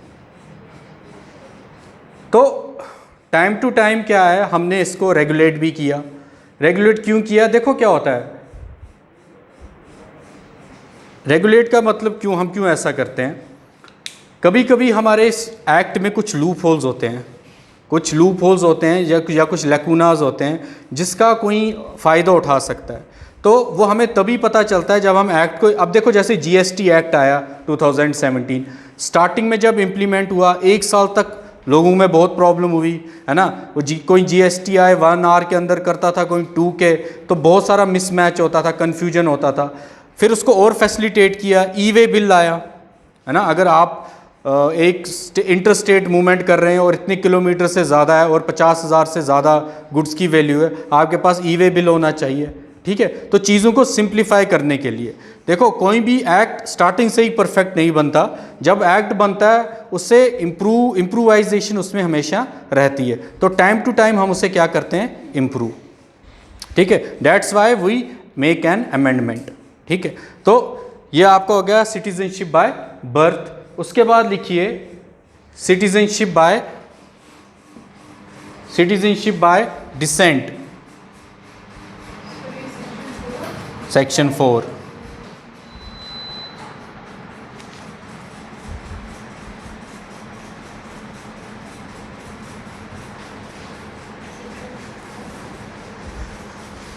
Section 4 में देखो, ये आर्टिकल से कंफ्यूज नहीं करना, दिस इज, ये जो सिटीजनशिप अमेंडमेंट एक्ट 1955 है उसके सेक्शंस हैं, ठीक है। सेक्शन 3 में बाय बर्थ, ठीक है, बाय डिसेंट। डिसेंट क्या हुआ,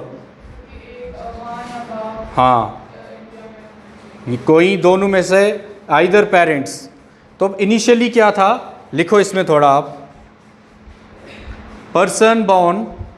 persons born outside India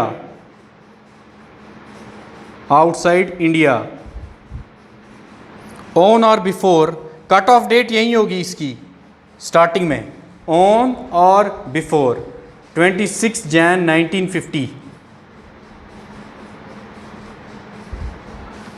but before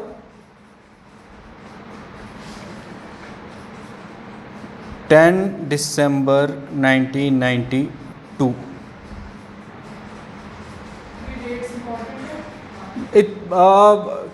पहली डेट्स थोड़ी बहुत इंपॉर्टेंट है, बट ट्रेंड को अगर देखें एक आधा क्वेश्चन डेट का आ सकता है, ठीक है। बाकी फिर पता कुछ नहीं होता, जिस दिन खराब हो डेट ही आ जाए, है ना।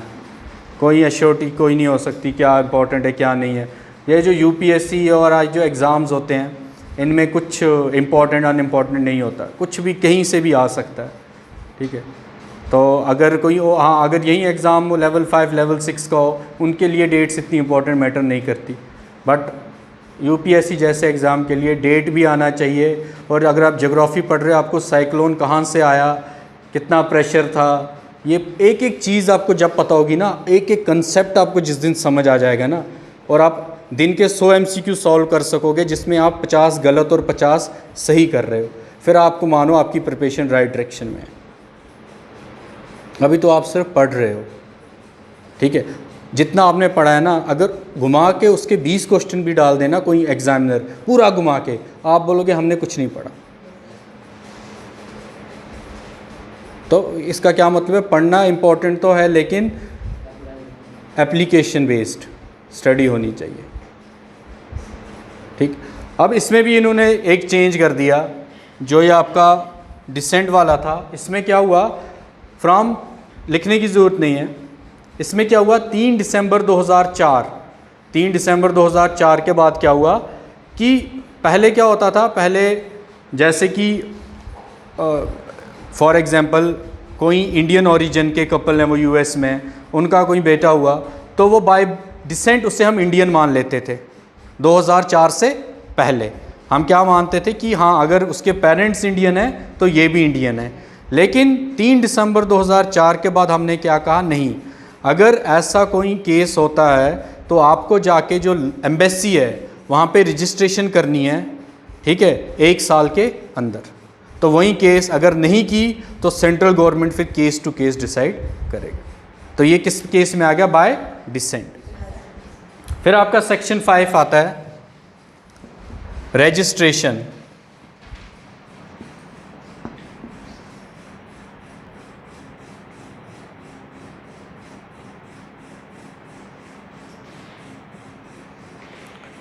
देखो इसमें सिंपल सी बात आप याद रखना, रजिस्ट्रेशन के केस में इलीगल इमिग्रेंट नहीं होना चाहिए, इलीगल इमिग्रेंट नहीं होना चाहिए। बाकी डिपेंडिंग अपॉन द कॉन्स्टिट्यूशन और उसको सिटीज़नशिप हम ग्रांट कर सकते हैं। तो आप इसको बुक में जब आप इसको रिवाइज़ करोगे तो इसके आप वो डेट्स भी देख लेना, ठीक है, कट ऑफ डेट्स, किस डेट से क्या है, किस डेट से क्या नहीं है। ठीक है। तो सेक्शन 3, 4, 5, सेक्शन 6 जो आपका है, सेक्शन 6 आपका कहता है नेचुरलाइजेशन।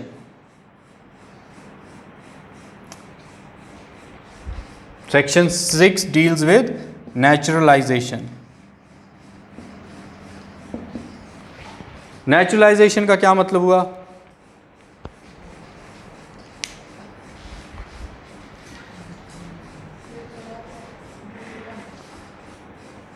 नेचुरलाइजेशन का क्या मतलब हो सकता है? इंडिया में रहते हो और इंडिया में और देखो इसमें भी 2 कैटेगरीज आती हैं। देखो देखो नेचुरलाइजेशन में भी आती है एक प्रॉपर और कॉमन। फॉर एग्जांपल कल को मार्क जकरबर्ग एक कहे इंडियन गवर्नमेंट से कि मुझे इंडिया की सिटीज़नशिप दे दो, ठीक है, तो इंडिया गवर्नमेंट शायद 1 मिनट भी ना लगाए सोचने में, बोले ठीक है आप आ जाओ यहाँ रह लो। क्यों? बिकॉज एक स्पेसिफिक फील्ड से आप देखो, आपको पता होगा नॉमिनेटेड मेंबर्स, ठीक है ना, वो किसी एक स्पेसिफिक फील्ड से होते हैं, art, literature, culture, science, sports, ठीक है। तो गवर्नमेंट को लगेगा इसके आने से हमें कुछ फ़ायदा होगा, तो उससे हम क्या करते हैं, सिटीज़नशिप दे देते हैं। अगर कल को कोई फॉर एग्जांपल एक टाइम पे स्टीव जॉब्स इंडिया आया था, अदनान सामी, देखो अदनान सामी जो था ये पहले पाकिस्तान का वो एक सिंगर था वो पाकिस्तान सिटीज़न, लेकिन बाद में अगर उसने इंडिया में रहा वो काफ़ी साल, उसने ये भी आर्टिस्ट था। अगर कुछ साल पहले मेहदी हसन या गुलाम अली या राहत फ़तेह अली खान जैसे लोग कहते कभी कि हम पूरी प्रॉपर सिटीज़नशिप एक्वायर करना चाहते हैं कहाँ की, इंडिया की, तो शायद उन्हें उस टाइम पे गवर्नमेंट सिटीज़नशिप दे देती, ठीक है। तो नेचुरलाइजेशन में सिंपल क्या है, कुछ खास लोगों के लिए हमने कुछ खास प्रोविजंस बनाए हैं कि हम इन्हें सिटीज़नशिप ग्रांट कर देंगे, ठीक। बट जनरली अगर मैं बात करूं किसकी, एक नॉर्मल इसका एक आप लिखो थोड़ा इसमें, naturalisation, a person can acquire citizenship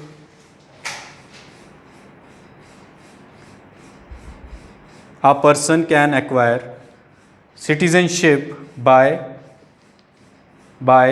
naturalization if he or she is ordinarily resident of India for 12 years। अब देखो इसमें भी क्या है, कितने साल कहा, 12 years। जो लास्ट का 1 साल होगा ना, 1 साल 12 में से जो 11 साल निकाल लो, जो लास्ट का 1 साल होगा, सपोज करो 2019 1 जनवरी से 31 दिसंबर 2019 तक, ये पूरा 1 साल वो पूरा इंडिया में रहा हो, और जो बाकी के 11 साल हो वो ज़रूरी नहीं है कि वो एक इसमें रहा हो स्ट्रोक में, वो कैलकुलेटेड है, लेकिन 12 में से 1 साल लगातार उसको इंडिया में रहना ही है। कोई भी 1 साल नहीं, जिस साल उसने अप्लाई, सपोज करो वो चाहता है उसके 11 साल कंप्लीट हो गए हैं, देखो ना कोई भी 1 साल कैसे होगा, वो वही 1 साल पूरा रहेगा जब उसको पता होगा मेरे 11 साल कंप्लीट हैं, अब मुझे सिटीज़नशिप मिल सकती है, तो वही रहेगा ना। जिसके पहले जिसको पता है मेरे अगर इतने सब्जेक्ट्स क्लियर हैं, अब मुझे 1 सब्जेक्ट और क्लियर करना है, तो इसका मतलब उसने 12 में से, और ये कितने में से होता है, 14 ईयर्स में से, कितने, out of 14 years.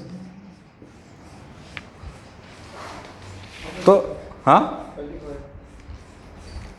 Out of, देखो ना परसेंटेज क्या होती है, 8 आउट ऑफ 10, 80%।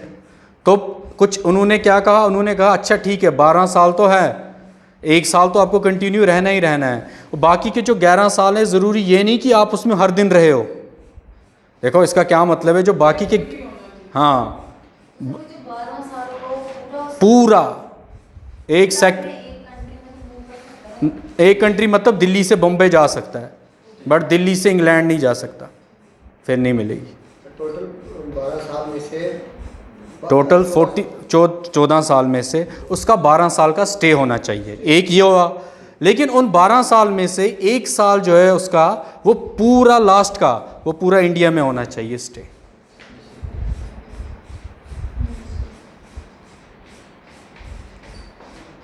ठीक है। नेचुरलाइजेशन मीन्स कि किसी खास कोई पर्टिकुलर पर्सन को हमने सिटीजनशिप इंडिया की दी, ठीक है, उसमें भी कुछ क्राइटेरिया हमने रखा। फिर लास्ट होता है आपका section 7 that is incorporation of common proper हो गया। प्रॉपर मतलब कोई खास, सर जैसे अदनान हाँ अदनान स्वामी का केस खास में जाएगा। में जैसे देखो क्या है, अगर कल को नहीं उसमें ये क्राइटेरिया नहीं है। अगर मार्क जकरबर्ग बोले मुझे इंडिया की सिटीजनशिप चाहिए, गवर्नमेंट बोले कल से ही ले लो आ जाओ, तो ये जो ईयर का क्राइटेरिया है ये उनके लिए जो किसी खास या एक स्पेसिफिक फील्ड से नहीं आते, प्रॉपर, ये डिफरेंस है दोनों में। ठीक है। लास्ट वाला आपका क्या है, इनकॉर्पोरेशन। इनकॉर्पोरेशन मतलब सेक्शन 7 आपका क्या कहता है, bye incorporation of a territory. मतलब कि अगर इंडिया कल को श्रीलंका को अपने अंडर एक्वायर कर ले तो वहाँ के जो सिटीजन्स होंगे वो इंडिया के सिटीजन्स होंगे, तो उनके पास एक सिटीजनशिप आ गई। तो ये तो हुआ क्या, एक्वायर करने का। ये क्या तरीका है सिटीजनशिप को एक्वायर करने का, आप सिटीजनशिप को कैसे ले सकते हो। लेकिन फिर टर्मिनेट भी हो सकती है। अगर आपको कोई चीज़ मिल रहा है तो उसको हम गवर्नमेंट उसको बाद में टर्मिनेट भी कर सकती है या बाद में आपसे वो राइट्स ले भी सकती है। तो वो आपको 3 केसेस याद रखने हैं। कितने? 3 केसेस। क्या है वो 3 केसेस? आर्टिकल याद रखो आप 8, आर्टिकल 9 और आर्टिकल 10। आर्टिकल 8 और 9 के बारे में लिखो। आर्टिकल 8 लिखो आप, सॉरी आर्टिकल नहीं, सेक्शन है, ये सिटीजनशिप एक्ट के अंडर है। It's section 8, 9, 10। आप लिखो इसमें एक रिनंसिएशन या रिनाउंसेस। जी सेक्शन 8 में है रिनंसिएशन। सेक्शन 9 में है टर्मिनेशन।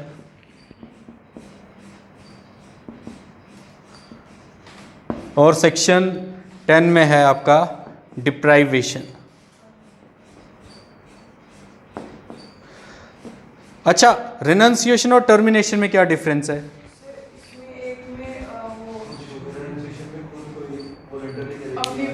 हाँ, मतलब कि रिनंसिएशन में क्या, देखो अगर विल से नहीं करेगा टर्मिनेशन के अंडर वो खुद ही हो जाएगी।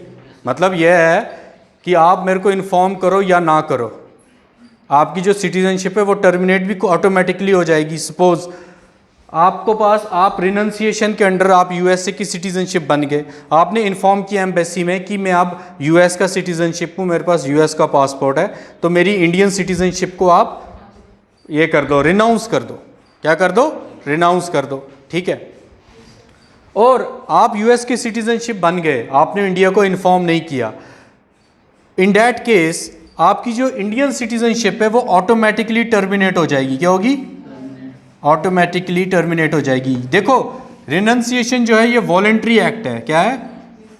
मतलब आपने अपनी मर्जी से आप गए, आपने कहा कि मेरे को यूएस की सिटीजनशिप मिल गई, आप मेरे को इंडिया की सिटीजनशिप नहीं चाहिए, दैट इज़ वॉलंटरी एक्ट। और यहाँ पे क्या है, आपने इन्फॉर्म नहीं किया बट फिर भी आपकी जो सिटीजनशिप है वो टर्मिनेट होगी ऑटोमेटिकली। और ये जो लास्ट वाला है डिप्राइवेशन, हाँ क्या है, अगर सिटीजनशिप एक्वायर करते टाइम अगर आपने, डिप्राइवेशन क्या कहता है, अगर जो आपने सिटीजनशिप बाय फ्रॉड, ठीक है, कुछ आपसे गवर्नमेंट ने कुछ डॉक्यूमेंट्स मांगे थे और सपोज करो असम के केस में वहाँ पे गवर्नमेंट ने वहाँ के जो बांग्लादेश के रेफ्यूजीज थे, अब गवर्नमेंट को ये डाउट है रेफ्यूजी कौन है कौन नहीं है, गवर्नमेंट ने उनसे कहा अच्छा चलो आप आधार कार्ड दो। आधार कार्ड गवर्नमेंट ने जब वेरीफाई किए वो बाद में फेक निकले। ठीक है, तो वो किसके अंडर आ जाएगा? आपका डेप्रीवेशन के अंदर। सेकंड क्या है? आपको सिटीजनशिप तो मिल गई, आपको सिटीजनशिप मिल गई, लेकिन किसी वजह से आप जेल में रहे, ठीक है, आप किसी वजह से इम्प्रिजन्ड हुए, आपको जेल हुई, तब भी गवर्नमेंट के पास एक ऑप्शन है, वो आपकी जो सिटीजनशिप है उसको डिप्राइव कर सकती है। लेकिन कंडीशन क्या है? फ्रॉड के केस में आपके पास मौका नहीं होगा। मौका मतलब राइट टू बी हर्ड। आपको पता है ना राइट टू बी हर्ड का क्या मतलब है? कि आपको मौका दिया जाएगा अपना पर्सपेक्टिव रखने का। कोर्ट में क्या होता है? क्रिमिनल है, क्रिमिनल को भी लॉयर मिलता है, क्रिमिनल का भी नज़रिया पूछा जाता है, क्रिमिनल के बिहाफ पे भी लॉयर आता है कोर्ट में। हाँ, मेरे वकील ने इसने ऐसा नहीं किया, ये सब कुछ, ठीक है। बट फ्रॉड के केस में आपके पास कोई भी ऐसा आपको राइट टू बी हर्ड आपके पास नहीं होगा। लेकिन अगर आपको इम्प्रिजन के केस में आपके पास एक प्रॉपर जस्टिफिकेशन मांगी जाएगी, आपने ऐसा क्यों किया, या आपका क्या इस पे क्या कहना है। मतलब कि मैं आपसे पूछूंगा, we are going to terminate और deprive you of your citizenship, please explain why necessary action should not be taken against you. अगर आपने कभी देखा हो डिपार्टमेंटल इंक्वायरीज जब होती हैं गवर्नमेंट ऑफिस में, तो वहाँ पे क्या होता है, जिसके खिलाफ इंक्वायरी होती है उसको एक नोटिस आता है कि विद रिगार्ड टू दिस, है ना, a departmental inquiry has been initiated against you, please clarify your view point why departmental inquiry should not be initiated against you. ठीक है, तो ये होता है आपका किसमें? डेप्रीवेशन में। ये सिटीजनशिप का टोटल इक्लिप्स था, पूरा कंसेप्ट था, जो आप में आपको समझ आया क्या है ये टोटल। ठीक है, आर्टिकल 5 से याद रखना है आर्टिकल 11, और आपके फिर सिटीजनशिप को एक्वायर करने के तरीके क्या हैं और उसे टर्मिनेट करने के तरीके क्या हैं। तो मेन सोर्स ऑफ प्रिंसिपल क्या है? Citizenship amendment act 1955। कितनी बार अमेंड हुआ?